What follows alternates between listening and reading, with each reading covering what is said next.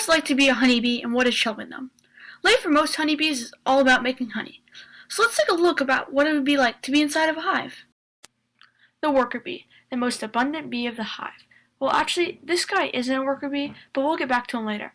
So what are some of the jobs of the worker bees in the hive? Let's just say way too many. They spend their entire days flying around doing most of the jobs of the hive. Rest is not an option for these busy bees. So let's talk about honey. After all, when you hear honeybee, you immediately think of honey. Well, it starts when a bee flies up to a flower and drinks its nectar. So when a bee drinks nectar, it actually goes down to its stomach and then comes back up. So technically honey is bee barf.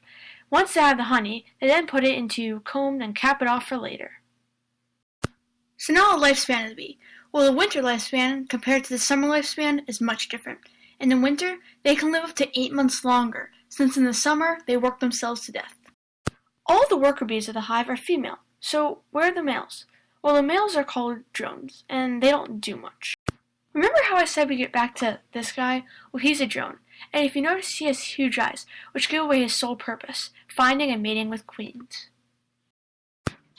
The drones are the middle-sized bees of the hive, not nearly as big as a queen, but much bigger than the worker bees, and, like I said, they don't do much. The drones sit idle all day. They only have stingers to protect the hive. That's a different story for those worker bees, though. Even from the beginning, when the drones are young adults, they are helped out of their brood. Their brood is where their eggs are laid and where they grow up until they are adults. They are helped out, as for the worker bees, they have to push themselves out and clean it out before getting any food. The drones are immediately fed. The queen bee. At first it might seem nice to have an army of bees ready to protect you at any moment, but it is very hard work. Even though there's no heavy lifting involved with the queen's duties, there's still a lot of work for her to do. The queen has to lay about 2,000 eggs every day. If she doesn't, the workers might throw her out and replace her with a new one. So now we learned about the bees, what's happening to them, what's up with the sudden decrease in population. We know for sure about 2 things affecting the population.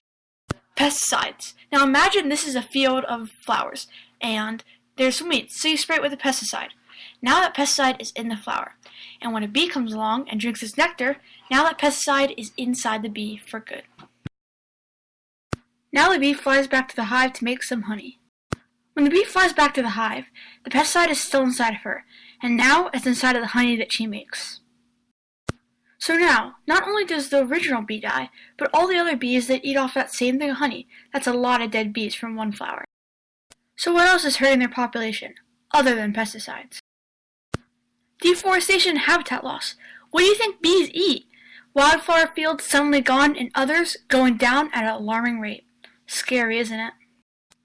So please, think of the bees before the weeds, and let flowers stick, not get picked. Thank you. I hope you learned something new about bees, and think a little bit deeper next time you see one on a flower. Created using Powtoon.